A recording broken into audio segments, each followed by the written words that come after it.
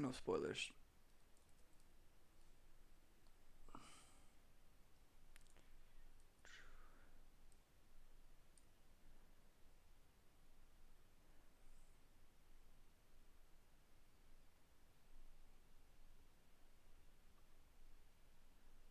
Mm.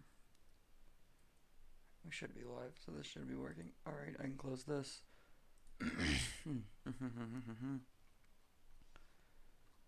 We got CC, got analysis chat app. Ever.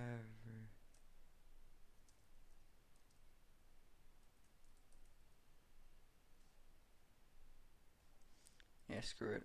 I have no fear.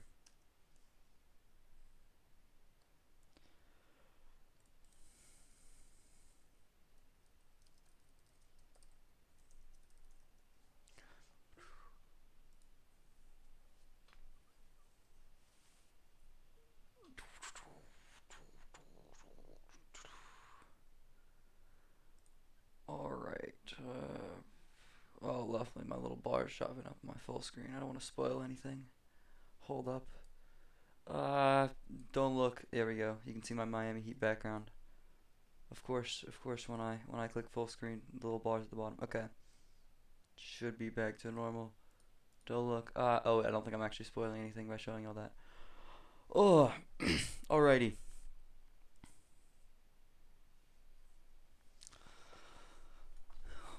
This is going to be fun. So yeah. Oh, get out of here. Raptors greater than Heat. Not even close. I'm just saying.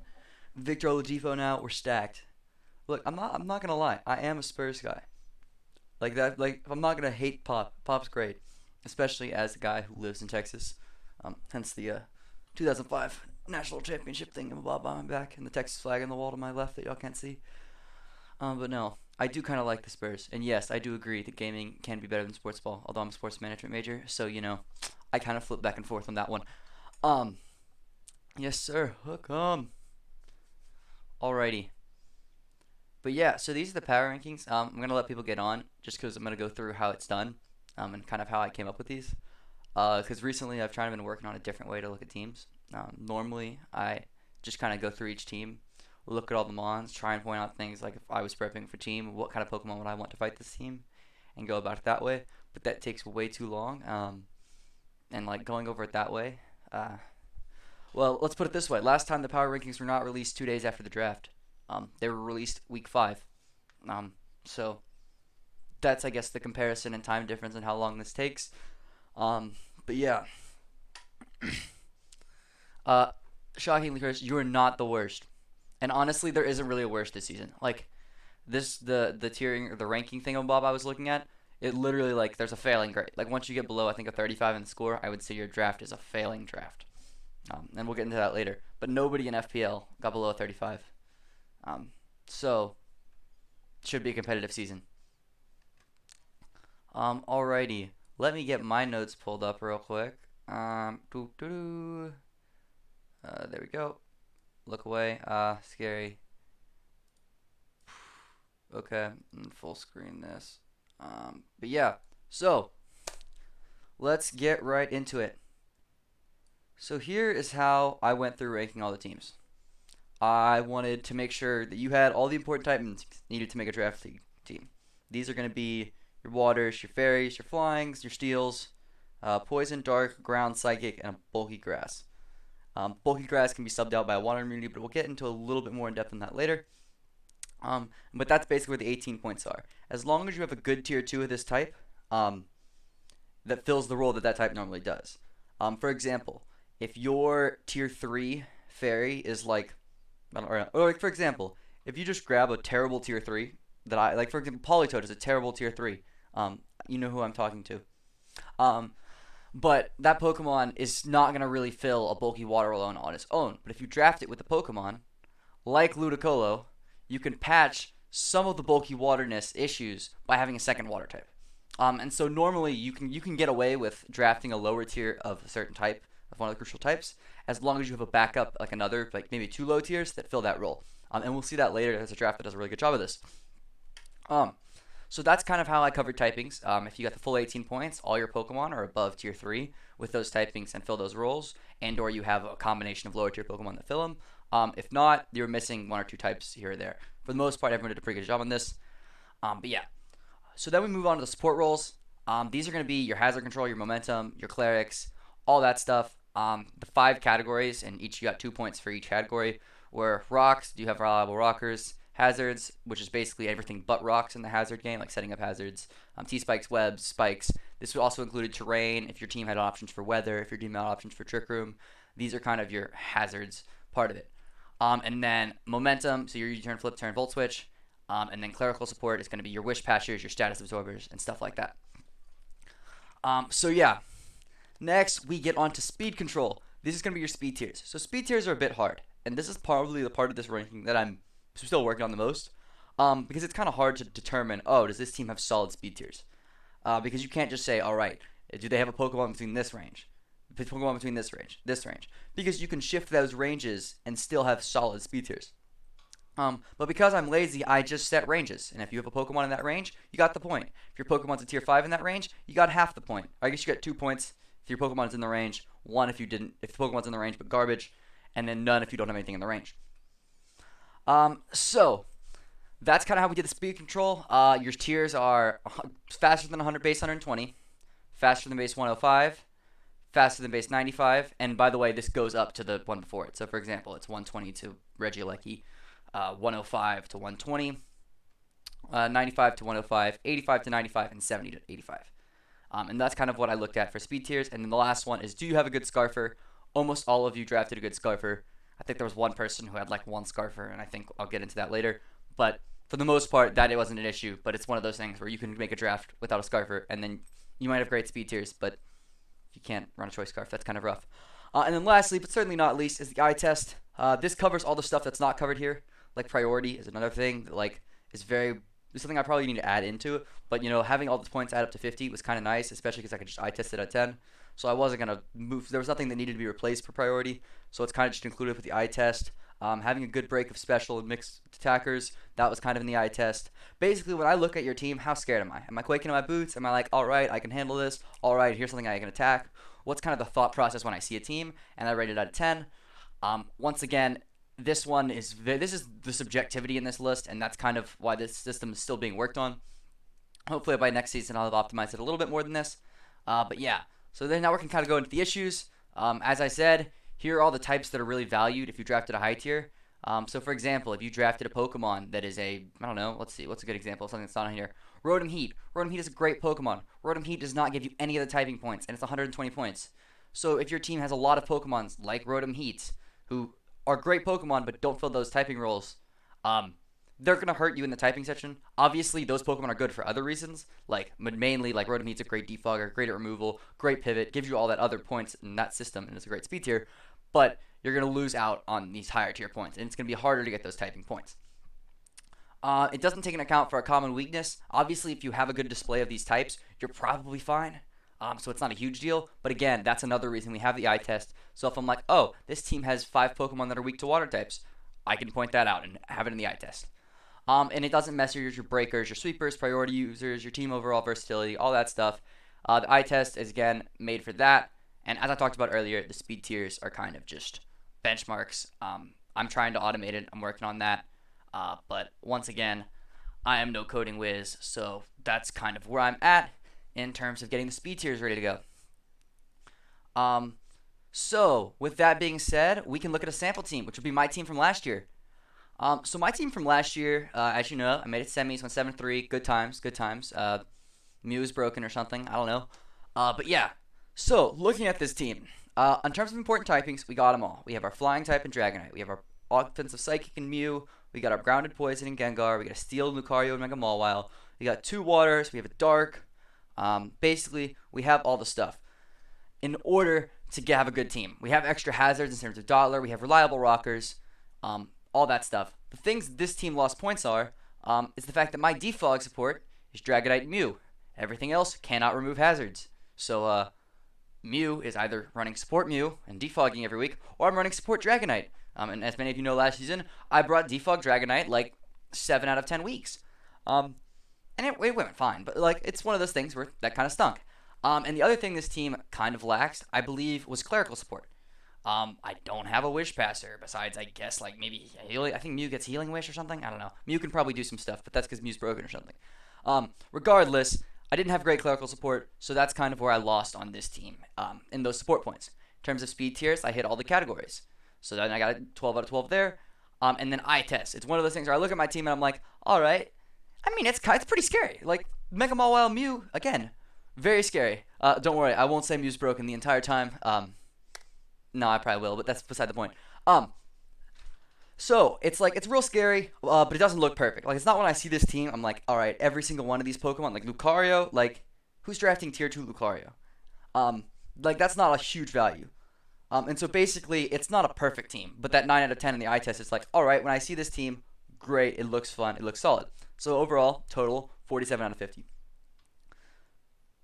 Yeah, okay, look, Ditto's great. Don't judge Ditto.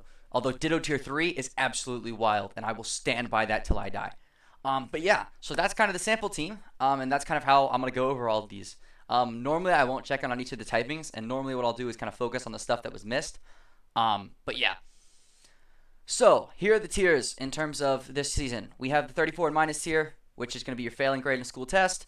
It's not over. This isn't school. You can correct it and add everything, pick your team any way possible. But there are definitely some holes if you somehow get below 34. You have your tier 4s, which is 35 to 39. These teams have an issue. There is something generically, like, there's something off with the team. And you can usually tell pretty quickly after just looking at it a little bit in depth that, like, it's just a one or two minor things that really need to be tweaked before them to get into the tier 3, tier 2 range. But in order for them to get to a tier 1 range, they'd have to basically use all their transactions and meticulously plan them out. Your tier 3 teams are honestly extremely solid. Like, if I see a tier 3 team, I'm still like, it's really good, and it's gonna be a hard week. But these tier 3 teams are also not like blowing you off the charts on the eye test. They're probably missing a speed tier or something. There's a certain key type that they're missing, something along those lines that can be fixed by a simple transaction. And by that simple transaction, could literally, I believe one of the teams goes from like 40 to 46 or something. There's a crazy jump by just one transaction. It may or may not have to do with Polytoad. But yeah, so it's one of those things where certain transactions can bump these teams up really quickly. Tier 2 is going to be, I wouldn't say your average team, but like a really solid team that doesn't need transaction at all. Like, if you're in tier 2, you're fine. You're golden. And then tier 1s is going to be the teams that are just straight up like, how am I going to beat this? Like, you're looking at that team and you're just trying to look for a chink in the armor, maybe a Pokemon you have that is a great matchup. Yeah.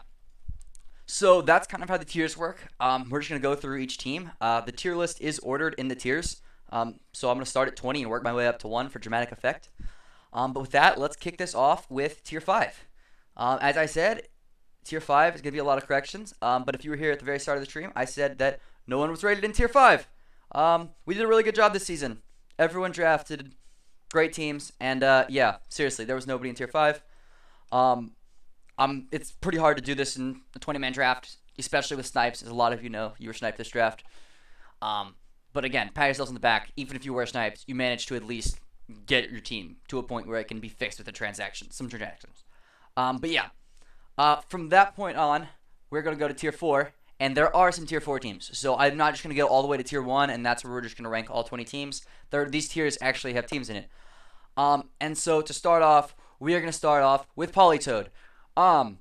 So I will stand by the fact that you have 40 points sitting on your bench that could turn Polytoad into Pelipper and that Umbreon that I hate so much into any Pokemon like a Kingdra that could abuse Rain, and all of a sudden this team becomes a serious threat.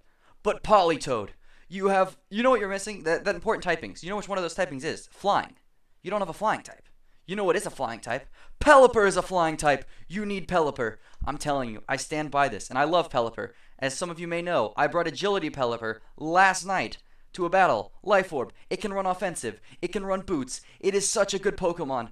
I would love it if you swapped Polytoad for Pelipper. And again, I understand you have Bulu for grassy terrain, which is going to help. Because, obviously, without the flying type, you do have Bronzong, which is Levitate. And you're not necessarily super ground weak, like Toxicroak's hurt by it. Jolteon's hurt by it. Arcanine hurt by it. And Grassy Terrain should help with that. But still, Earth Power, Thousand Arrows, those are all moves that would still hit. Um, normally effective, have normal effectiveness in terrain. So it doesn't fix the issue, and I do really think you should get a flying type. Not to mention the Mega Garchomp and Bulu combination it could work. My biggest issue again is you're weakening your own Earthquake there, right? Obviously with Scale Shot now you can definitely run like a setup Garchomp that's even like Scale Shot, Fire Blast, Draco Meteor, and does he get Earth Power? Did I say Meteor? Regardless, you can run a special Garchomp and it can be fine. But with Earthquake, like that's a main part of Garchomp's kit that you're not really able to like I guess abuse in the terrain as effectively.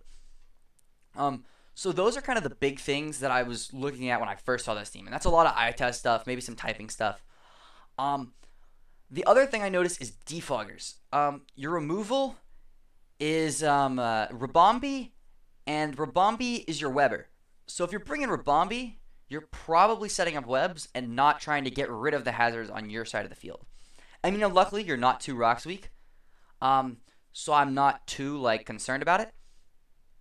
And you have a decent hazard game yourself. Bronzong can get up rocks. Rabombi with webs is nice. Like you have options, and especially with you have a rain option again. Pelipper would be a better rain option, but that's beside the point. So again, it's very much the pieces are there. You just need that removal, basically. And again, I'm gonna keep reiterating this. If you swap Politoed for Pelipper, the team goes from the 38, which is the total score I give it now, to a 44. And that's literally just straight off swapping Politoed for Pelipper. Like, that's how much I highly recommend this trade. Now, if you could do it after the week we play, I haven't looked at the schedule, but if we play, please do it after that week. But until then, enjoy your Politoed. But yeah, seriously. Overall, again, if this is our 20, we have a lot of good teams this season. And it's going to be, looking forward to it. The only other thing that I really wanted to say, I believe, was the speed tier gap between Rabombi and Arcanine. There's some Pokemon that are going to be able to run Modest, especially Tornadus, on my team at least, from the way I'm looking at it. And I think Latios might be able to as well. Point being, I'd grab a Pokemon in the 110 range if you can. Again, you have those 40 extra points, which is another reason why this team is going to be a bit weaker than a lot of others. And so that's one thing I would really consider. But yeah, so from there, let's move on to the next team, which is going to be the E-Town S Cavaliers.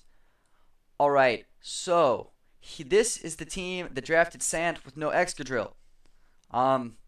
Sand without Excadrill. It works. It's functional. It's like I can see it happening, right? Like I can see it doing something. But Excadrill is just such a good Pokemon in Sand. And obviously, it's been drafted and on other teams, so it's not like you can pick it up at this point. And Zolt Titar is still a fine core. But your ground type, as you can see, are Palossand and Stunfisk. Which, like, look, those are two of my favorite Pokemon. They're not awesome ground types. And not something you necessarily want to be bringing every week. And luckily, you have other options as an electric type switch in. Dracozolt isn't perfectly fine. Especially because you run Volt Absorb for a Rotom matchup. But yeah, so that's kind of where this team kind of got me, right? It's like eye test wise, Titar no Sand. The other big thing is the lack of momentum. Megazam is awesome, but you need to get Megazam is not the bulkiest of Pokemon. You're trying to get that thing in for free, and your only momentum Pokemon is Talonflame. And Talonflame's fine. It's like it's got a decent U-turn. Like that's not a terrible Pokemon to have as your only momentum.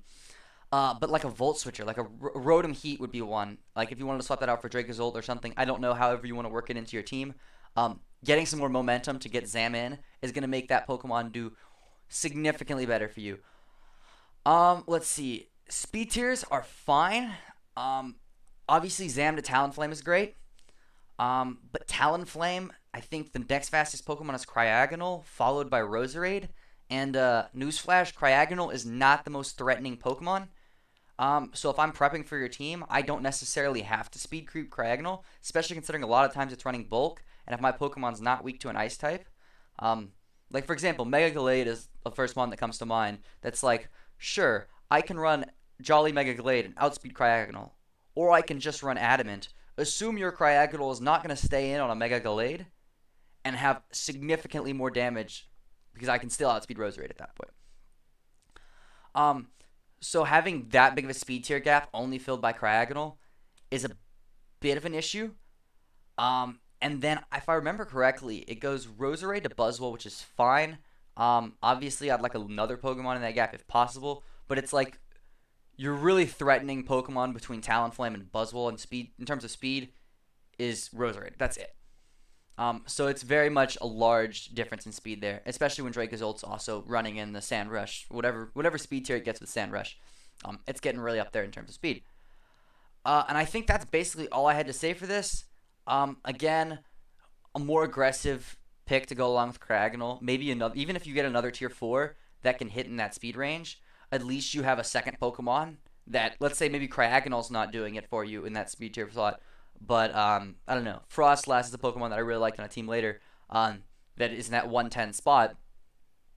That is outspeeding stuff.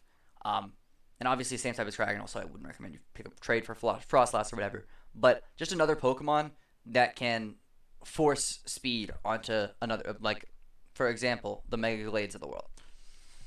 But yeah. So now we're gonna move on to number 18, which is going to be the Long Island Psyducks.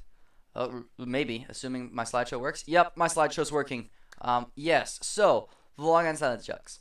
I love this team. Looking at it, I was like, alright, this is going to be a fun one. Latias, Feeny, Raikou, Tangrowth, Chandelure, Mienshao, Rhyperior, Mega Scizor, B-Barrel. Right off the bat, I'm loving the Pokemon. Absol and Audino or whatever, it's a dark type, it's a normal type, they do the things that they do, that's fine. And then I plugged it into my handy dandy system calculator, Doohickey and I was told that, first of all, your fastest Pokemon's Raikou. Second of all, you don't have a grounded poison. Your ground type is on the lower end of the side. And I believe you don't have a flying type. Yeah, you don't have a flying type. Which, you would think would be fine. Obviously, you have Latias, who's a levitating Pokemon. But flying is really, really one of the best types in the game. I think people really underappreciate it. It's not only able to break bulky grasses, which Feeny and Raikou will greatly appreciate. But it's, again, poses a ground immunity in every situation, not just against Pokemon that basically aren't Trill and Zygarde, which can negate and levitates and whatevers. Not that flying fixes that. Point being, a flying type is extremely important, and it's something you lack. And then, yeah, that's kind of my big thing, is the lack of a lot of key typings, mainly poison and flying, especially on a team with Feeny, which really doesn't like T-Spikes. Because, again, the T-Spikes are the only thing that's really ever toxicing or poisoning Feeny. So having something that can remove those T-Spikes when you're drafting Feeny is really, really good. But yeah, and then yeah, as what's it called? As is being said in the chat, flying is an extremely spammable offensive type. Like Tornadus is a great Pokemon for a reason. That's why I drafted it. It's awesome. But yeah, that's I guess the last thing I had to say in terms of flying types. Let me see if my notes had anything else. One other thing. Hazards. Your Rockers, Rhyperior, and B-Barrel. And I think I don't think Audino or Absol will get it. So it's really not going to be easy to get up hazards for you. And on top of you not having a rocker that's reliable besides Rhyperior, your other hazards, Feeny gets Terrain, which I'm counting as a hazard for the sake of this stuff. Like, I don't know. There's some issues in that regard. But seriously, the only other thing I would say is a faster Pokemon than Raikou. You have a lot of Pokemon clumping around that speed tier range, and honestly, from Raikou to like Mega Scizor or whatever, your speed tiers are rock solid. Just having one more Pokemon that's faster. A Selgor is on someone else's team, but a Pokemon that comes to mind and that it would give you those hazards. It would give you that speed. There's probably a couple other Pokemon that can do similar stuff in that speed tier range. But yeah, overall, again, team is still scary, but the T-Spike's weakness is really glaring, and the lack of a flying type, which in turn is going to force your Latiases and your Feenys to be your primary defoggers, along with Mega Scizor, which again, those Pokemon don't necessarily love. Oh, yeah, Lupus suggested Arrow. Again, Rocker, Defog, Flying type. A lot of the things that I think your team could really use would be perfect for this team. Yeah, great call. So, next up, I believe we have the Quahog Quagsires and J-Pole's team. And this team, I flopped back and forth with. This team's scary. I'm going to keep it a buck. Melmetal will always be scary, especially when you have so many Trick Room options in terms of setting it up. You have Slowbro, you have Slowking, and you have Marowak who can threaten. You have Heracross who's threatening. You have Eggy who's threatening. And again, J-Pole as a coach, this team can do crazy things. So I'm not necessarily worried about this team in that regard. However, the speed tiers are concerning. And again, when you draft Trick Room, that's that's honestly the biggest downside is that when Trick Room's not up, and if someone can prevent let's go. J Pool's an eye test cheat for +5. Exactly. J Pool is great, and so I'm confident he can make this work. But it's very much a you're risking so much in terms of you have to get that up every week. Meaning you're gonna have to run mental herb on your slow bros or your slow king sometimes just to make sure you can get that up, and then you're sacrificing an item for one time turn of Trick Room. And if someone has a good Melmetal switch in or a good Marowak switch in, which again there's very few of these, but they do exist. Like a no item Heatran, for example, with air balloon, or I guess air balloon is an item. Regardless, you can figure something out. You're all smart people. Y'all can come up with cool preps to prevent poltergeist from running through your team. But yeah, it's very much reliant on Trick Room getting up because you have Barraskewda who's super fast, and then it kind of falls off to Zapdos and Comfey, which are like not always running max speed, and so they're not really that fast. Zapdos can be. Because that's the other thing with this team. It's like Zapdos and Barraskewda. If I just saw Melmetal, Zapdos, Barraskewda, I'm thinking Pelipper or Politoed next two picks. Like that's the start of a rain team. But there's no rain setter. Because Politoed's on someone's team who does Ludicolo for the range set, and then yeah. Hey, look. To be fair, the only Alolan Marowak switch I could think of off the top of my head is on the screen right now, and no item Slowbro. So yeah. That's kind of why I was just trying to come up with one. The Marowak's a problem. I stand by that. But another issue with this team is that Marowak's gonna have to come as a rocker a lot of the time. I mean, yeah, you can run Shadow Bone, but like damage, Poltergeist. Okay, yeah, I know. Okay, regardless, I need to get back on track. Rockers. Piloswine's gonna have to come a lot because Marowak is not necessarily the most reliable of a rocker. And you'd more likely rather be clicking Flare Blitz, Shadow Bone, Poltergeist, SD. Oh, and I agree that Barrow doesn't need Rain to be great, but that doesn't mean it's not great in Rain. I really think Barrow could be a good fit for this team. I just think there needs to be a couple more speed tier gaps around it so that it's just not on an item. Let's see. So yeah, Comfey and Zapdos not holding that speed tier, and then you go from Zapdos and Comfey, even if you do hold the speed tier, all the way down to Mega Heracross. So it really does end up being you're gonna have to run Trick Room almost every week, and that's something your opponents can prep for. It's much easier to prep for Trick Room than it is for say Rain and a lot of other strats like Rain, Sand, because one of those things you can switch in and it's up. You don't have to spend a turn setting it up. And I ran Slowbro and Slowking actually works out pretty well. It's honestly not a terrible combo, especially when you need to get Trick Room up, because those are two pretty good Trick Room sets. But yeah. Slowbro for Pelipper is interesting, right? Like, I do think Slowbro with Teleport and Trick Room is phenomenal with Melmetal. Like, I really, really like it. Honestly, Slowking is probably the one I would maybe try and swap for something to fix speed tiers and maybe grab, like, I don't know, trade with Pierce and somehow end up with Politoed. But yeah. So that's where I'm at with this team, and yeah, let's move right on to the last team in our tier 4, which is Kamala and the Koni Kamalas. So this team, I don't get it. My brain is not processing the score that my thing get it, and obviously it is not a 398 out of 50. Absolutely ridiculous team. It's completely broken. It's better than 8 draft teams combined.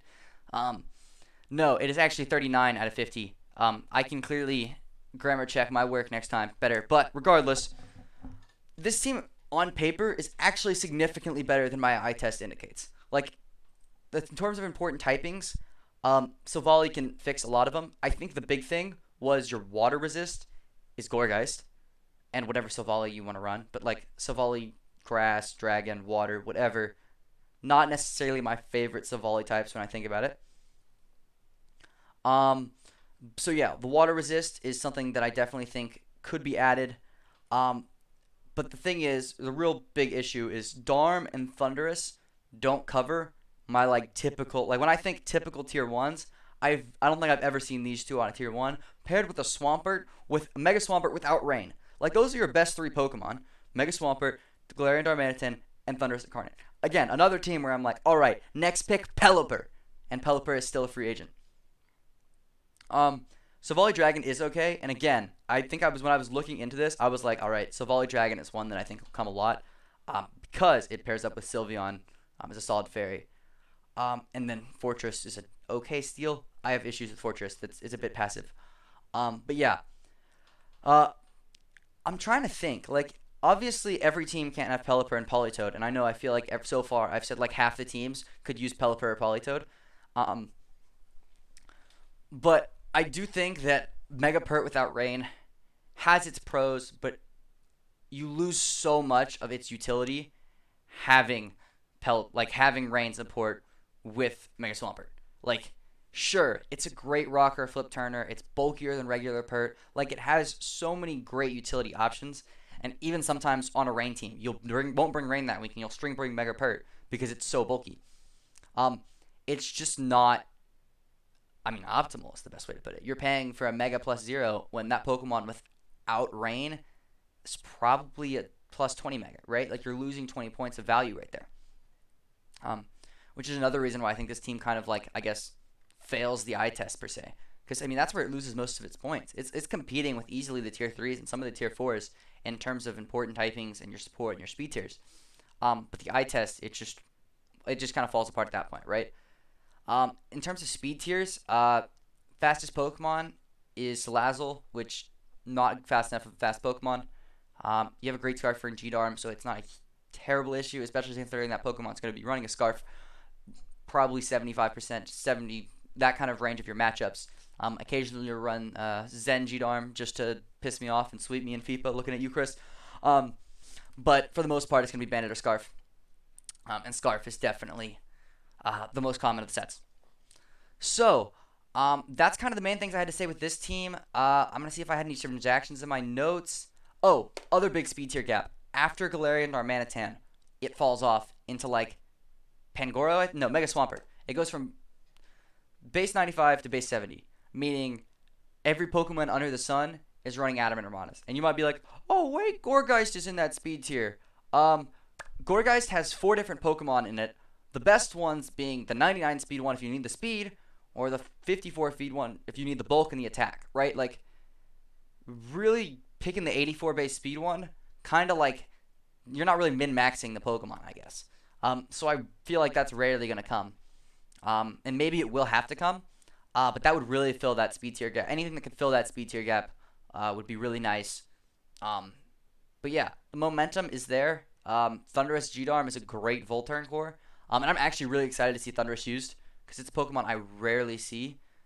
But yeah, that speed tier gap is honestly one of the biggest in the draft and probably one of the main reasons this team kind of struggles in the eye test.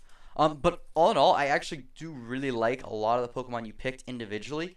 Like Xatu, Kamala, Pangoro, Gourgeist are all good Pokemon on their own. And good value picks for tier 4s, tier 5s, etc. I think the bigger issues come in this upper tier picks. It's kind of a humbo jumbo of Pokemon, whereas that's normally the core identity of your team and where you're getting a lot of like your week to week team is going to usually be all your tier 1s, your mega, your tier 2s, and a couple tier 3s, maybe a tier 4 sprinkled in. And this team feels like it's going to be relying a lot on those tier 4s and tier 5s. But yeah, so that's our last tier 4 Pokemon. So now we're moving on to tier 3. As I said, from this point forward, I'm going to have to start getting more and more nitpicky. Tier 3, there's definitely still issues that I can point out. Once we get to tier 2 and to tier 1, especially, it'll mostly be just like, oh, you could fix this. Like, oh, there's a speed tier hold here. But for here, there's like maybe one noticeable error on a lot of these teams. And other than that, really solid and really scary. And if you don't have the mons to exploit that error, it could be a rough matchup. So yeah, first off, we got Hammy and the Richmond Rillbooms. So this is a team that actually was borderline tier 4, borderline tier 3, and I went with tier 3 at the end of the day because I thought this team felt like it had more of a solid identity. While having decent enough speed tiers. Whereas J-Pole being the exception to the not having an true identity in the lower tier. But yeah, so this team got a 41. The support's there. Most of the typings are there. I think my biggest issues were the dark types, pretty low tier Pokemon, and the fairy type, Mega Audino. It's a fairy. It exists. How often are you really gonna bring it? Like, ah. And once again, this is another team. Oh, wait for it. Guess who they should pick up in free agency? Anyone want to take a guess? Yes, that's right. Pelipper. Thundurus, Scissor, Tentacle get Rain Dish, Dreadnought get Swift Swim. What do you know? Another team that needs Pelipper. Yeah, you thought it was over. You probably thought that no other team could use that Pokemon, but Pelipper is actually the glue that holds every draft team together. So yeah. From there, it's like speed tiers. That's kind of the big place to knock this team. Fastest Pokemon is Azelf, which once again, 115 is fast, but it's not like blazing fast. You're still dealing with Cocos running almost adamant modest. I think Azelf technically prevents that, but Megalops, Zeraoras, Dragapults, Megazams. I don't think Mega Arrow is picked up, but if it gets picked up at some point, that's a Pokemon that can run adamant. This is a kind of a scary, like that's a scary speed tier gap to have. And you know what would fix this speed tier gap? Pelipper. Because you would get Dreadnought up in that speed tier gap. So we have Fairy Dragon Steel Core, Garchomp, Scissor, and then Mega Audino, which again, I will not endorse drafting a low tier Mega. You're getting way more value from going 2 tier 1s and then a tier 2 and upper echelon Mega than you are of getting 3 tier 1s and a low tier Mega. You're going from 3 great Pokemon and a trash Mega to 3 great Pokemon, your 2 tier 1s and your upper echelon Mega, and a really, really good Pokemon in a tier 2. Well, obviously there's some drafts it can work for. I really don't know if Mega, like a low tier Mega, you have to really work to make that draft a great draft. Yeah, so moving on from there, I love Shaman and I love Tentacruel. I think they're great Pokemon. Shaman, I'm a bit more questionable on. We were talking about if Seed Failure was legal the other day. If it's legal, it's a good pick. If it's not, a little bit more questionable. There's probably a better pick in that tier, or better grass type in that tier. But yeah, I think there was one more thing I wanted to add. Let's see. Your rockers are there, but Chomp is going to have to be your main rocker. Like Archeops and Dreadnought can do it, but they don't want to come every week. And so if you want to get those rocks up, you're going to have to go with Garchomp. Tenta gets T-Spikes, which is cool. Oh, I forgot Azelf gets rocks. Never mind, you're good. But Azelf also is another Pokemon that doesn't necessarily always want to run rocks. So, yeah. Again, speed tiers. There's also the gap where Houndoom exists. Like, sure, it fills it between Shaman and Tentacruel and Garchomp in that area, all the way down to, I think it's like, what's in that speed tier? Dreadnought. Like, Houndoom's in the gap, but there's way more holes in the room, even like Houndoom to Dreadnought. I'm looking now. Yeah, there's nothing between Houndoom to Dreadnought, which is a definite problem. Like, that's a 95 to 70 drop. So it's like, that's really gonna, like, for example, Crocodile, that Pokemon's running adamant. Landorus, adamant. Nidoking, modest. Rillaboom, adamant. Like, all of those Pokemon just get so much scarier when you add that 10% multiplier. Or 10% boost to their attack stat. Especially because they don't need the speed. And I think we get on some teams later that are almost too top heavy on the speed. Like, it falls off to the point where you could just get the Pokemons. And at that point, not only are they getting to run adamant, they're running adamant and they're also running like max HP. And then they become even harder to kill. So again, this is why speed tiers really are so crucial to a draft. And honestly, in my opinion, even more important than having maybe like a low tier poison. Like maybe if you can get a perfect speed tiers, but have to sacrifice maybe a lower tier poison or a lower tier of one of those important typings, or even maybe getting only 1 or 2 rockers that can reliably rock versus, I don't know, perfect speed tiers, go for the perfect speed tiers. Because at least then your opponent's not letting their threats are still limited to running those jolly and timid sets. They may be lacking out on a KO or 2 in your bulkier mons. And again, can we take a moment? Scissor and Thundurus is such a great Volt turn core, so this team really has so many options in terms of threats. But yeah, so this is kind of the last team where I would say I think there's like a massive like gaping issue.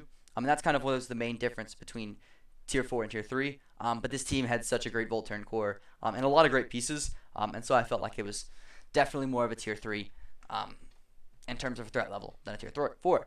All right, moving on, we jump up 2 points, and we get to the Boston Briones. So this is, again, the first team where the speed tiers is really what kills this team's momentum, because everything else about this team is just awesome. Also, there's no way it's a set. Hold on, I gotta check the spreadsheet. I'm doing the math in my head right now, and I'm pretty sure that no, it does add up because you nailed the typings and support. So it's just the speed tiers that are killing you. Wait, 5, 3. Nope, that doesn't add up.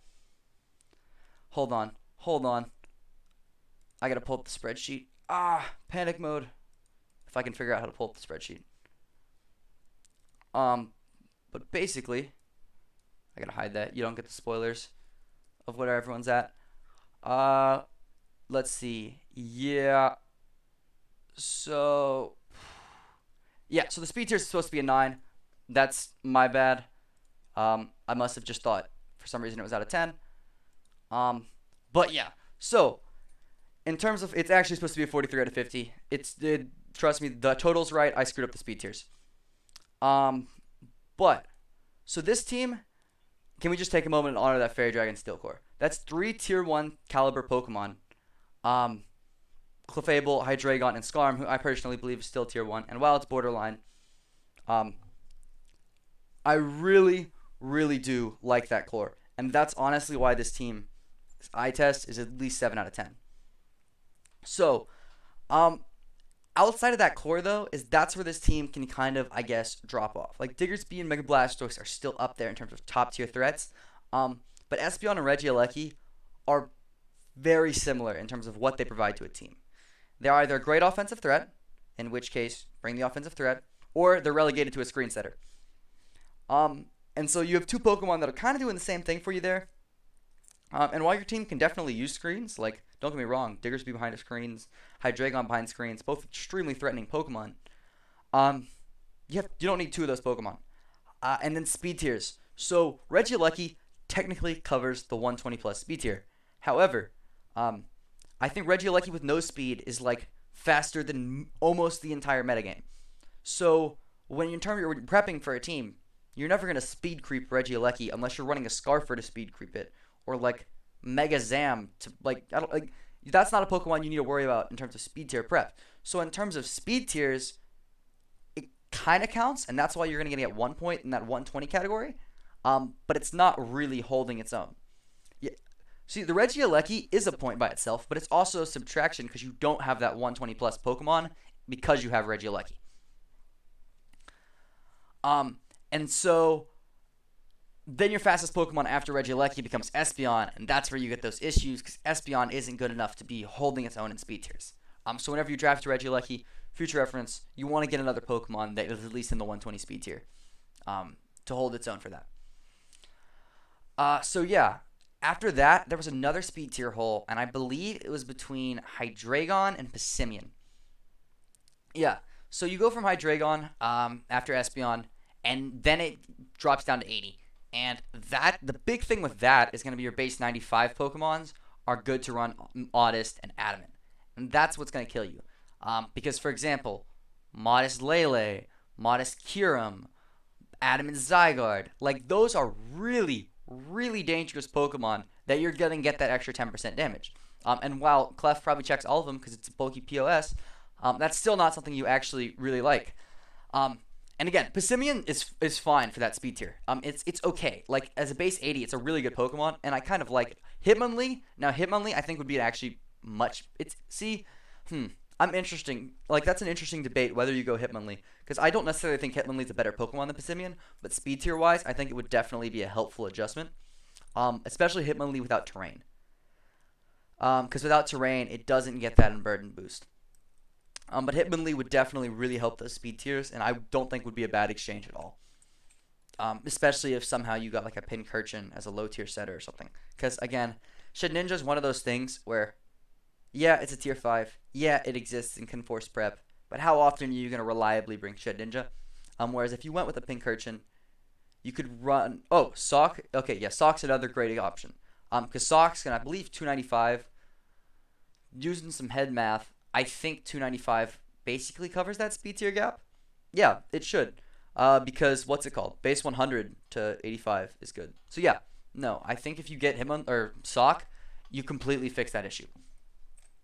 And so that would be an awesome add to help the team. And at that point, honestly, you going from a 45 to a 43 is just a massive jump. And even the eye test, that probably would help a ton. Um, I think the big thing in the eye test that really got me is that Espeon and Regieleki are so doubling up in a and yeah is a non-water ice resist. Yeah, I mean to be fair, your ice resist issue, like, I mean you're honestly pretty much fine in that department. If I don't, yeah. Freeze dry. Look, see, freeze dry's thing is you have Scorch, so freeze dry is never really gonna wreck you. Like the best freeze dryers are like Kyurem. What else gets it? Cryogonal's not doing anything. Articuno. Like, there's not a ton of great freeze dry Pokemon, and even those that are gonna have trouble breaking Scorch. Except for Mamoswine, the best freeze dry user in the whole universe, and that's why I drafted him. Um, Not because Rai told me to or anything. Yeah, okay. And Kyurem and the ones I listed weren't even drafted apparently. Oh, Mega Obama Snow. Get at. We'll get to Mega Obama Snow.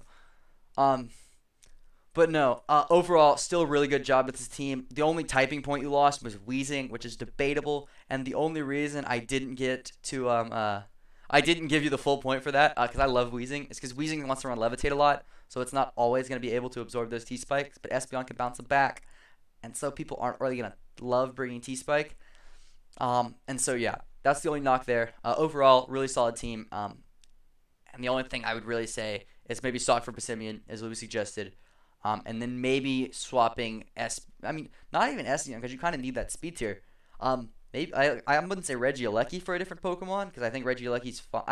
It's very interesting. Like, basically, those two Pokemon do the same thing, and it's kind of an issue that I think could be addressed to make your team better. But yeah, moving on, we get to Senpak and the Boston Blastoise. So this team reminds me, I want to say like Loopy's team 2 years ago. I could be, or 2 seasons ago, not years. But yeah, so Lando Victini Toxtricity is lovely. And honestly, the team's great. But Slurpuff is like the glue that holds your team together. And I don't know if that's a good thing. Because in terms of important typings, you got 17 out of 18. The notch is Slurpuff's not good enough of a solo fairy. Like, it's got webs. It can belly drum kind of sometimes. That usually gets stomped out by some priority. It's just, it can, I guess it can wish pass, but like it's not super bulky. But basically, it's not a awesome fairy. In terms of support, it's web setter. It's also your main cleric. Your team. Well, I want to say the other point I knocked on support. Let me go pull up my spreadsheet. Um, let's see. Yeah, it was cleric and removal. And if you run webs every week, you don't really have to worry about the removal issue. Because right now your removal issue, by the way, is the fact that Lando is going to have to run defog 99% of the time. Because as good as my Galarian is, it's not going to come every week. And I guess Drampa can run it too, but like Drampa also doesn't want to run defog. It's very much Lando's going to have to be a defogger in a defensive role. But if you're running webs, Lando's not really forced to run defog because you want to keep those webs up. So if you're bringing Slurpuff every week, who cares? But yeah, and then your speed tiers. Your speed tiers, once again, and this is a common issue you'll see, is fastest Pokemon's like Lycanroc Midday, which is like, I mean, it's fast. But it's not like blazing fast. It's not one whatever. But if you have webs up, who cares how fast it is? And granted, that's still not 100% true because Zeraora and Top Coco and a lot of those fast Pokemon love boots. And then Dragapult gets clear body. Tornadus is floating. Like, what was the other one I was thinking? Mega Arrow is floating. Like, there's plenty of fast Pokemon that are threatening that just kind of ignore webs. And will still be able to run Adamant, Modest, yada, yada, yada, whatever. But a faster Pokemon up there would be awesome. But yeah, Slurpuff fixes a lot of the issues that faster speed tier has, and I guess provides. I don't know if you want to phrase that. And the only other thing I can mention is Lando to Toxtricity, I believe, leaves a little room in terms of speed creeping. Like, I think Adamant Lando hits, like, off the top of my head, 280 something. Like I just know it's like 281, I think. And Toxic City's only hitting 273. So there's a couple Pokemon that are gonna be able to run Adamant in there. Like Lucario is one of them. Excadrill I think is one of them. I don't know. But yeah. So that's kind of the big. That's the only other issue besides Slurpuff coming every week. Kind of fixes a lot of your issues, but that's not a solution because Slurpuff isn't that good of a Pokemon. So like, eh. Actually, I love the Mega Gyarados pick. Oh, Mega Gyarados exists. I completely sconed that out. So I guess that should fix some of the issues of speed tier, in that gap. No, Lucario you can't run Adamant on it, so you're good. But yeah, for the most part, pretty solid. Yeah, moving on, we get to our personal favorite, Oh, hold on, I clicked the wrong button. Obama Snow and the Hannibal Hoots for our last team in Tier 3. So the team's scary. I'm not gonna lie. Like, Luchacoco will forever, always be scary. But Heatran, outside of grassy terrain, as a Tier 1, like, I don't like it. It's just not, it just doesn't, like, I guess, fill my needs in terms of battler. Like, I don't know. Also, if this doesn't add up, look, math is hard. I can probably fix, it's probably because I typoed somewhere. No, it does add up. Okay, I did do the math right. But yeah, so typing Mach was just Alola is not the scariest psychic in the world, but again, it's more of a scariest electric in the world in Rising Voltage, with Rising Voltage. And it can still make use as a psychic. Support-wise, I believe my issue support-wise was... Let's see. Oh, Cleric. You have no Cleric. And you have no Wish Passer. And Heatran, and Swampert, and Cofagrigus, and Gliscopod, and Abomasnow to an extent. Like, all of those Pokemon love Wish Passes. Like, right, most of those Pokemon's only form of reliable recovery is Wish Passing, outside of Lefties. And Lefties is a great item and should be fine. Like, even Dragalge, I don't think gets anything, if I remember correctly. Like, all of those Pokemon would love a fat Wish Pass, and there's nothing to give it to them. Okay, Raichu, Alolan Raichu. If you run Wish Pass Alolan Raichu, you know what? Sure. You're not getting any Cleric points for Wish Pass Alolan Raichu. I'm sorry. Like, that's not good enough of a Cleric when you need to Wish Pass to Tran and Pert and Dragalge. And it needs a stretch. Again, you can totally do it without it. But this is a team that would love that Wish Passing.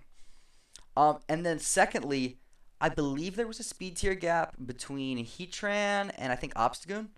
And the big noticeable ones from this are, again, your Croaks, your Landau's, your Lucarios. All of those Pokemon can run Adamant right in that little zone. Which is just a lot of extra damage, especially Lucario. I don't know if it got drafted this year. I don't think it did. Remembering. But SD Lucario with extreme speed would, in close combat, just has a heyday to an extent. But yeah. Also, the other big thing that is kind of noticeable is, again, this Heatran pick. Your flying type is only going to want to come in, like, once a game. Okay, it gets that. Okay, hear me out. And the 8 out of 10 eye test is very much Coco Lucha is scary. Swampert's an awesome pick. Heatran and Swampert feel really good together. Obviously, I have my issues with Heatran on this team. Goon's threatening. Dragalge's threatening. All of these Pokemon, minus Claydol and Abomasnow, are extremely scary. And that's going to give it a good eye test for me. Honestly, every team up from here, I think at least got a 7 on the eye test. And that like, if you got a 7 or above in the eye test, it means there's not a glaring hole. And most of the stuff I'm saying is going to be more nitpicky. Yeah, the Firewater Grass Core is honestly not bad at all. But your ground resist are Gliscopod, a tier 4, who's not going to want to come every week. Abomasnow, who's also not going to want to come every week, because, it's Abomasnow, like, it's trash Pokemon. And Hawlucha, which, once it switches in, is proccing that Electric Seed, and either sweeps from there, or isn't running a sweeping set that week, and it's losing a lot of the value. Oh, and Claydol, but, like, Claydol's another trash Pokemon. Like, again, these low tiers are all just, they're there, but, like, how often are you going to bring them to a matchup? You don't want to be forced to bring a low tier to every matchup to cover the ground weakness, right? You're just weakening yourself. Look, I'll forget Claydol all day long. Claydol has the move pool to be great and then just fall short in the stats. Look. Yeah, Claydol's a trash Pokemon. Tell him, Chris. Tell him. But yeah, so that's kind of my thoughts on this team. Again, low tier mega. I'll go on in this. It's very much a double-edged sword. You get those 3 tier ones, but you sacrifice your mega not being something you want to bring necessarily every week. Um, so you're really left with, I guess, your 3 tier ones, your tier two, and your 2 tier 3s as your most reliable Pokemon on a week-to-week matchup, which works for some people and for others not. Oh, Claydol having recover would honestly fix a lot of its issues. But moving on, we get to tier two, and again, from this point onward, everything I say about your team is most likely just me nitpicking. Like, you're perfectly fine at this point. So yeah, to start off, the Pittsburgh Penguins. I actually put Penguins this time because I figured it out last time I was doing these PRs that it's actually Penguins. Oh, I know you're gonna beat me, Chris. That's beside the point. Everyone's gonna beat me. We'll get to my team later. It's a problem for myself. Um, Important typings. Yeah. So this team, I don't know how to where to start. Like Megalopony, Aegislash, Nihelgo, and Zarude. That's and I guess Zygarde, but I have my own issues with Zygarde. Are the main offensive threats, which is fine, but Nihelgo's walled by every other steel. Lopunny is Lopunny and walled by nothing. Aegislash got nerfed this generation, so it's not doing nearly the damage. Zarude is not an offensive powerhouse by any means. Your breaking options is Banded Zygarde, kind of. Basically, my point being is your breaking options come down to Lopunny, which is much, not necessarily the greatest breaker in the world, and Specs Aegislash, or an SD Aegislash kind of thing. And again, Aegislash, I feel like Subtoxic is honestly my favorite set at this point. It's definitely fits that role a bit better. And I think this is our first team so far. I could be wrong. That's got the great speed tiers. What's it called? Megalopony, you have him up there. You got Zygarde, then you go to Zarude. Moltres, nailed the speed tiers. I mean, Moltres has decent breaking capabilities. But there's just a little bit to be lacking there, and that's kind of what I mean. I just am not, when I see this team, nothing really jumps off the page in terms of super threatening besides Megalopony and Aegislash. And normally a lot of these teams have had 3 or 4 Pokemon where I'm all right, if I didn't draft a good type of this, I'm gonna have problems. So yeah, in terms of that, that's kind of, I guess, the biggest issue. I believe the hazard game here was kind of another concern. You have T-Spikes and Nihilego, but other than that, on a team with Zygarde, or Zydog and Megalop, I like Spikes a lot because you're going to be forcing switches with Megalopony and clicking U-turn. So getting Spike Chip would be huge for Zygarde to clean up late game. And just getting that extra chip since your breakers are a tiny bit lacking. I do really like Moltres, don't get me wrong. I think Moltres is a great pick. But the issue with Moltres is it's your only defogger that can actually do it. So if it gets knocked off and then rocks get up, it's kind of an issue. And so it's you're relying so much on a Pokemon that, again, if you want to run Defog Frostmoth, run Defog Frostmoth. But same concept. Moltres at least can Flame Body burn whoever knocked it off. Frostmoth gets knocked off and then probably OHKO'd by another physical attack, right?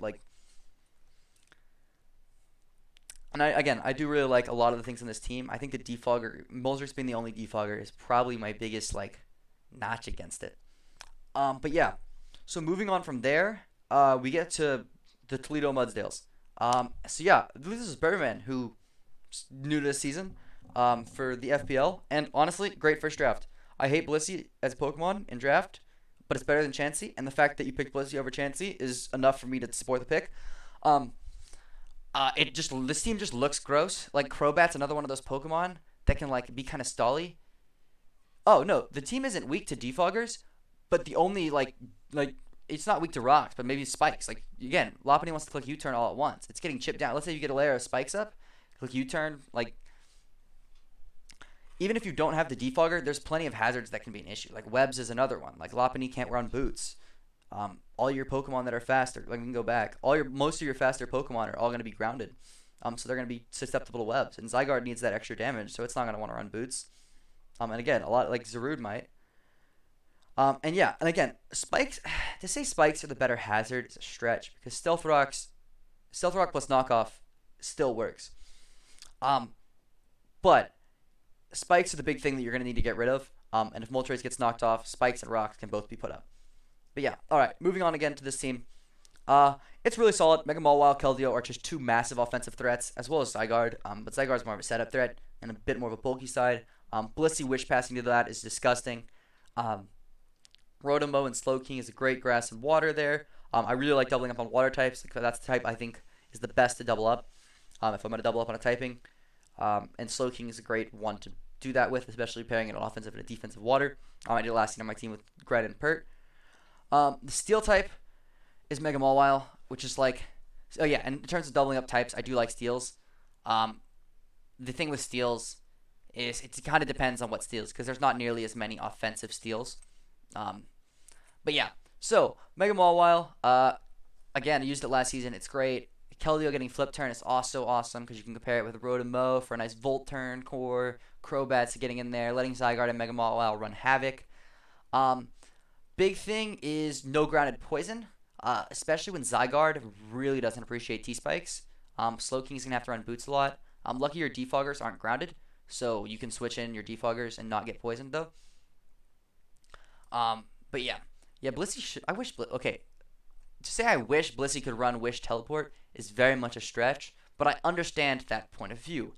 I personally don't want to go up against Wish Teleport Blissey, but, like, that would be good. So yeah. The only big knock that I have is going to be the speed tier gap that a lot of teams seem to have. And that's going from, I believe, Rotomo to, like, I think Mega Mawile is the next fastest. Blissey, maybe? I don't know. Basically, after Rotomo, you're kind of out of speed. So, your Pokemon like Rillaboom, your Nidokings, your Mamoswines, your Gyarados, all that stuff is going to run Adamant. And because all they need to really outspeed is going to be like min speed Zygardes, min speed Rotomros, or max speed Mawiles. Like that's a ton of bulk and a ton of attack investment that you're kind of just handing out for free after Rotom Yeah, Wishport is bland on Blissey. It would be very interesting if it had it. Oh, 20-man drafts are extremely rough. Again, and it's one of those things where it's like that's where a lot of these knocks come from into speed tiers, and it's like a lot of teams also aren't gonna have Pokemon that necessarily super benefit off those speed tiers. So I'm only really taking it off from people. Like it's again here, and a lot of that big speed tier thing. I still think it's important to grab a Pokemon slower than Rotom that still potentially runs max speed, just to like hold the threat, like just have something there. But yeah, again, speed tier issues are gonna happen. And like I said, the fact that we didn't have any tier 5s in a 20-man draft is still shocking to me. Like that just shows how strong in terms of the drafts are. So yeah, next we get to Loopy. So this team, I test as scary as all get out. Corv, Dragapult, right off the bat. Why did we let this happen? Mega Venusaur is another scary as all get out Pokemon. And this is kind of the main reason the eye test is so important. And like it's the reason I've stopped just doing the eye test as well is because like eye test wise, I would have this team much higher. It's one of like the 4 or 5 nines I think I gave out through this entire looking at things. But the support this team kind of lacks is what really gets me. Delphox can wish pass, but it doesn't like love to do, like it's not like a crazy wish passer. Like it's not going to necessarily be able to run it consistently. It's also kind of, I think it was your knock on typings, not having a great offensive psychic. But like the dark type, like Sneasel and Morpeko kind of do the dark type thing, like kind of not. Like Morpeko can click a dark type move every other turn, and Sneasel is an Eviolite Pokemon. Like it's not very bulky, so it's not really switching into a dark, like a psychic type, because the psychic type can just switch the move and Dazzling Gleam is killing Sneasel kind of thing. But yeah, pick one Dragapult will always be scary. And again, this team's speed tiers, I want to say the only thing it was missing. Oh no, the speed tier issue I believe was you're not going to want to bring Sneasel all that much. So after Dragapult, it kind of falls to a pretty slow team. But that's barely an issue. The bigger issue is most definitely the clerical issue. And then probably the biggest issue of them all is Donphan's the rocker. Like Regirock and Donphan are your rockers. And Regirock, while a Pokemon, Donphan and Regirock are going to have very similar bad matchups. So just because you can bring one doesn't mean you're going to bring the other. And then your only other form of hazards outside of that is Heracross's spikes. And Heracross's spikes are like, they're there, they exist, they're cool, but you have other buttons to click with Heracross. Also, no, this is an example of when you pair up the typings, and it fixes it. Like for the most part, it's fixed. The bigger issue, and like I think the point on typing wasn't even the dark type thing. Having the double dark types at least gives you some wiggle room. So if Sneasel has a bad matchup, you can at least throw in more Pekka. And oh no, again, I prefer like again the Drapion is my child. Like that when I think of a dark type that I want to draft, I always draft Drapion. And you'll notice I think I end up drafting Skuntank, which is the same thing.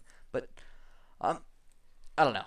It's very much you need a dark type in the draft, and having two at least kind of helps patch the hole of not having a great defensive dark.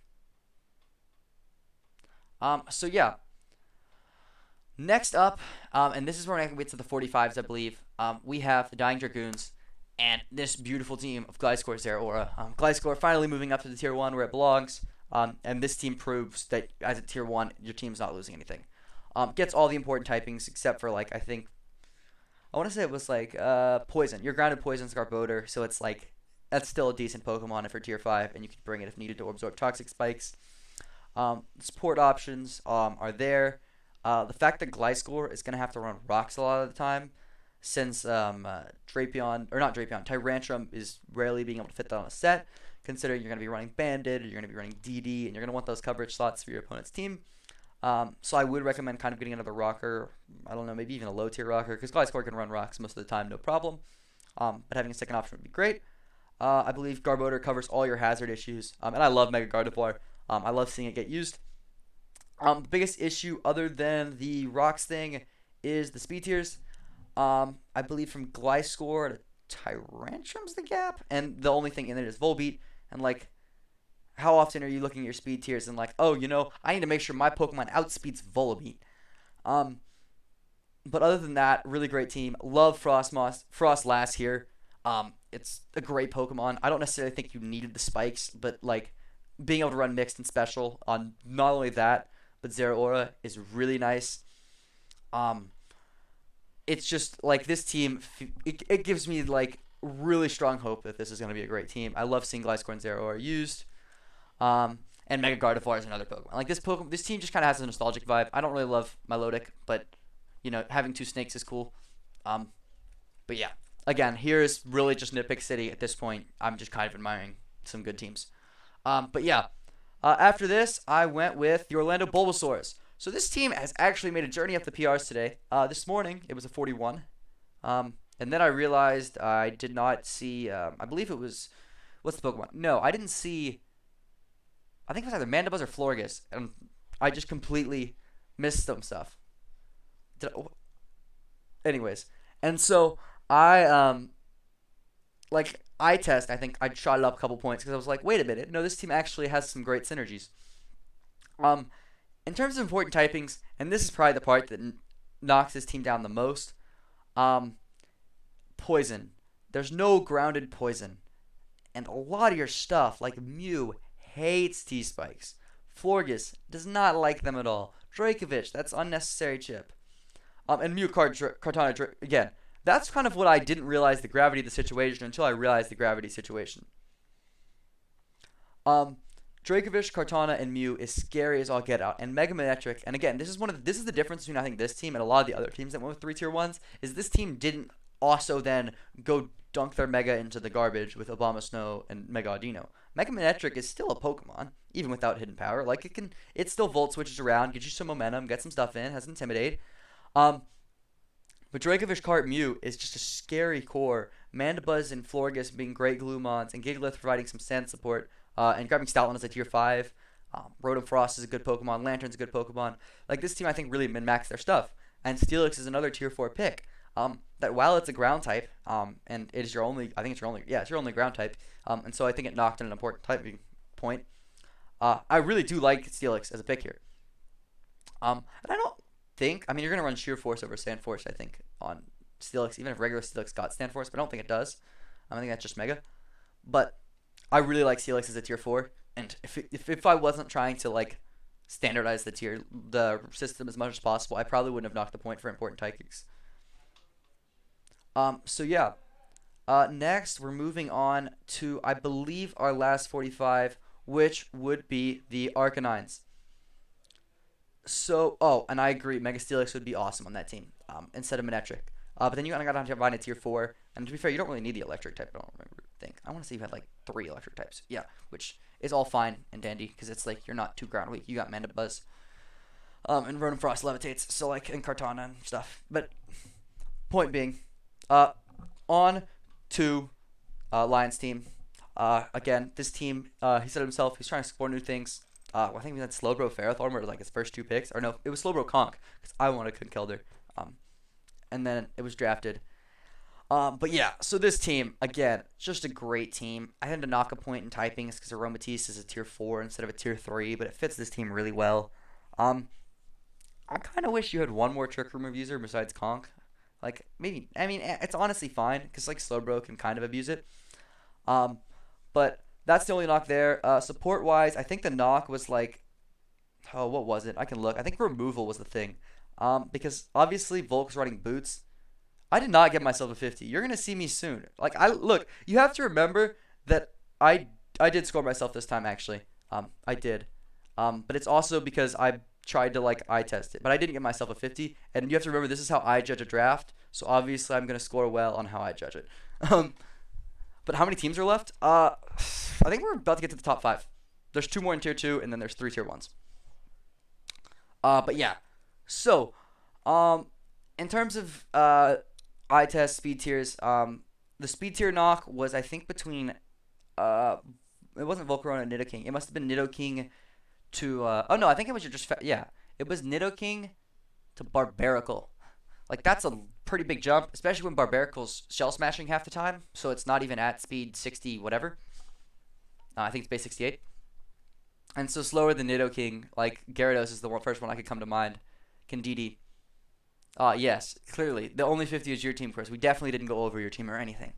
But yeah, so that's the only big speed tier hole, and that's the one between Nidoking and Barbaracle, and it stinks, but this team's scary enough as is. Conkeldurr in tier 2 is just such a value pick. Nidoking is another Pokemon I love in tier 2. Heliolisk and Norvarn are easily tier 3 Pokemon. It's like once you get to these teams, a lot of things I'm looking at are, oh, is your Pokemon a good Pokemon in tier 1, or a good Pokemon in tier 3, or a good Pokemon in tier 4? And as you'll see, once we get to the top teams, I want to say my favorite team had like an above average Pokemon in every single one of their slots. And that's again why they were my number 1 in the PRs. But moving on, we'll get to a 46 team, and that is the Chicago Chimechos. This is Sam. So this team, it kind of took some time to grow on me, but I really like this team. Only like knock speed tier wise is Cinderace is your fastest Pokemon. But honestly, like, Cinderace is to the point where it's borderline okay to be your fastest Pokemon. So I gave you, like, half a point for the 120 plus category. Because it's, like, at least Cinderace is, like, a really threatening fast Pokemon. Whereas, like, a 115, like, Raikou, and I think Raikou was one of them. Azelf was another one. Those Pokemon aren't, like, they really aren't fast enough to make, like, Megalop and all those Pokemon think twice. And so Cinderace got the little nod there. Important typings. I think the knock here was you only got 1 grounded poison, and it was my boy Drapion. And trust me, I want to give you the full point for the grounded poison because I think Drapion is the best grounded poison in the entire game. But yeah, so that's the only knock there. And then eye test is the last 2 points. And I think the only reason you lost an eye test, and again, this is all really nitpicky stuff. Of the last 5 teams remaining, you had the least amount of game-ending threats. Like, your game-ending threats are potentially DD Komodo, potentially a setup Lando, and Mega Diancie. And I guess a Scarf Jirachi can end any game with Iron Head flinches, but please don't bring Scarf Jirachi. Thank you, and coming to my side rock. And next, I didn't put myself in first because I am in 4th, and that's my team. So yeah, again, eye test. I'm going to test my team high because I love my team. I got threatening Pokemon. I got cool guys. Main reason I put my team on here and even looked at it, almost because I was stupid and I drafted Skuntank even after I said I didn't want a Poison Dark type. Because, you know, it's like I just had to grab Drapion's adopted, like, you know, cousin that no one likes. But yeah, so Skuntank, basically the big thing I wanted to point out, and the main reason I put my team on the slide, is because I'm going to show you why I cannot draft Hazard Control. Like, I can never protect the Hazard games. The first 3 Mons are scary as all get out. Mega Kangaskhan is scary as all get out. Breloom and Blastoise and Klefki are all really good value picks. But the big thing I was going to note is I had a massive speed tier gap coming down the end of the stretch in that draft. It's the same one that a lot of you had. It was from like Kangaskhan all the way down to Mamoswine. Because Blastoise, Breloom, and I knew I wanted Klefki, and I needed another rocker, a slower ground type, another defensive ground type, and Rhydon. And so at that point, I was trying to fill the gap between Kangaskhan and Mamoswine. Yeah, and Magmortar is 83. And so my last three picks, I don't even know if this was in order, but these were the last three I came up with. I think Rhydon might have been in the last three, but regardless, four of my last three picks are all like low tier Pokemon in that gap. Rotom hits 91, Skuntank hits 84, and Magmortar hits 83. And so while sure, and this is kind of what I was talking about earlier with Cryogonal, um, you can have low tier Pokemon fill your speed gaps. You just need a couple of them. Because while Rotom might not have a good matchup and Magmortar might not have a good matchup, Skuntank might. Or if Skuntank and Magmortar don't, maybe Rotom has a good matchup and makes you think about your speed tiers. Yeah, and maybe I am being a bit generous with myself.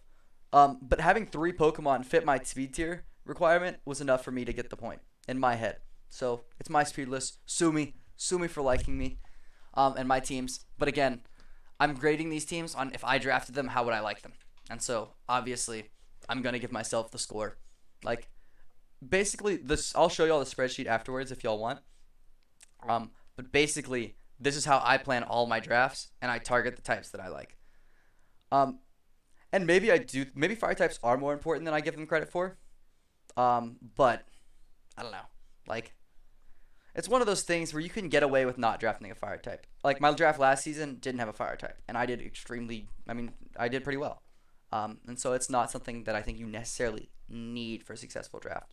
Whereas I think these 9 roles, I mean, mostly types, but the grass is kind of a role. Um, See, the Kanga pick is interesting. I went with it early because if Kanga got sniped, I wasn't going to be able to, like, I hated all the other Pokemon in that tier for my draft. And I can go into more depth in my draft later if y'all want to hear my thought process drafting it. But at that point, all the tier 1, like, I go for a tier 0, yeah, tier 1 Mega, and all of them were gone. Um, of the tier 2 Megas I liked, I think there was, like, 2 or 3 that I liked in that Mega. And Mega Era was one of them, but I'd already drafted Tornadus, and I didn't want to double up on Flyings and all my fast Pokemon, just because that's a type that's also genuinely pretty weak to like Ice Shards. And Era would have added an Aqua Jet and Bullet Punch, weak fast Pokemon, and so my fast Pokemon all being really weak to priority kind of didn't sit well with me. And then I think the other one I liked was Sniped, and so I was like, I need to get Kangaskhan. It gives me a great Ghost Resist and kind of lets me run wild. Um, with Latios, and yeah, it also let me kind of skimp on the dark type at the end with Stunting. So I really do like that pick. My ground switching is actually Breloom. Breloom's one of the few. Well, yeah, it's Tornadus, Latios, Rotom, and Breloom. But Breloom's one of the few Edge Quake switchings in the entire game. Um, and it's not a super bulky Pokemon, so you can probably break it if you tech an Aerial Ace. But it is the same typing as uh, what's it called Chestnut, who's one of the best ground switchings in the game. But yeah, so that's my team. We can go back to it later if y'all want to talk about it more. But we got 3 more teams to go to. That's our tier 1. And can we just take a moment? And at this point, y'all figured it out. I'm pretty sure Chris listed it earlier in the chat. Here are the last 3 teams. It's Rye, the Far Texas Fantafies, Christian Deputy, and the FC Monaco Quezas, and Cena and the Elkhart Sogsbusks. We have one new coach, one straight from the D League, and then Rye, who's in the top 3 every season, and it's might as well just put him in the top 3 every season. Like, just kind of a lock thing. I don't know. I feel like y'all knew coming into it his team was going to be ranked high. It's like it's basically a cheat code being as good as drafting as he is. Every season, like, and the man was sniped like 30 times too. Like every time I look in the chat, he's like, "Stop sniping me." Man still made it in the top 3. It's just unreal. And yeah, and we really are in for a hell of a season. Like all the teams before this are pretty much like still extremely competitive teams. These 3 are kind of just stood up above the rest. They were a good, solid. I mean, they just seemed better, I guess is the best way to put it. I don't know. Don't judge me. I just make the PRs. But yeah. So without further ado, we're gonna get to our top 3. And we're starting off with the season 5 champion and Diabetic Raichu, and this Far Texas Fantafies. So this I forgot to change the total. It's a 47. It's not a 48. Math is hard. Yeah. You can judge me all you want. Screw it. Yeah, and that's a Rye team. Exactly. That is exactly what I thought when the team saw this team. Nidoqueen and Fernape. Mega Medicham. Honestly, Miltank and Uxie were the two that I'm like, I'm pretty sure I had him last year. Like, so many of these Pokemon feel like a ride team. And then he's got his spicy picks, like his Salamence, his Weavile. Um, it's literally like, okay, it says Quilladin's too weak, but Quilladin is not too weak. In terms of tier 5s, it's better than most of them. Like, but no, this team was actually a, I guess a slight notch below the top two. The top two are both 48s. Um, but yeah, this team is awesome. It's scary. The only notch, there's a notch on the speed tiers. There is a gap, shockingly, and I wonder what gap it is. Oh, it's the 100 to 85, or I think it's like Nidoqueen. Yeah, it's like Nidoqueen to Rotom Fan, which is a decently big gap. Uh, but he also has Adamant Mega Medicham, and if you really want to go up against Adamant Mega Medicham and risk him doing that and speed creep your Pokemon, do your thing. Like, if you want to try and find a switch in for Adamant Mega Medi, be my guest. But yeah, this team at the end of the day extremely scary. And Rotom Fan does fill the TG gap as well, but Rotom Fan's a terrible Pokemon, so who really cares about Rotom Fan? Um, yeah, and as Cena said, Adamant Mega Medi is pain. Speaking of Cena, our second place would be the Elcard Sawsbucks. I swear, this last two, deciding between these two, was a nightmare. It was probably the biggest like back and forth of me flipping which one I like the most. This team very much like fire, water, grass. Like, it has the very, I don't know if basic's the word, but like it's just such a balanced team. Zard X, Decidueye, Rotom Wash, Fire, Water, Grass core is set in stone. Steela, Weezing, and Zard X once again solid Fairy Dragon Steel, just perfect again, perfectly balanced as all things should be. Hitmonchan's not a great fighting Dark Psychic, but your Dark and Psychic are both tier 2s and both really great. Great ground type. You nailed all the typings. I think my only notch was like momentum, and that's mostly because I think Rotom Wash is a great Volt Switcher, but I normally like pairing it with a great U-Turner as well to get that Volt Core. Um, yeah, it would have been great if you got Megazord, but like draft Megazord faster. Come on, like just don't get third pick in the draft. I mean, it's very simple. Um, but yeah, I usually like to pair it with a better U-turner, and Decidueye and a Selgor. Like, Decidueye is a decent one, but a Selgor is like, eh. So I don't know.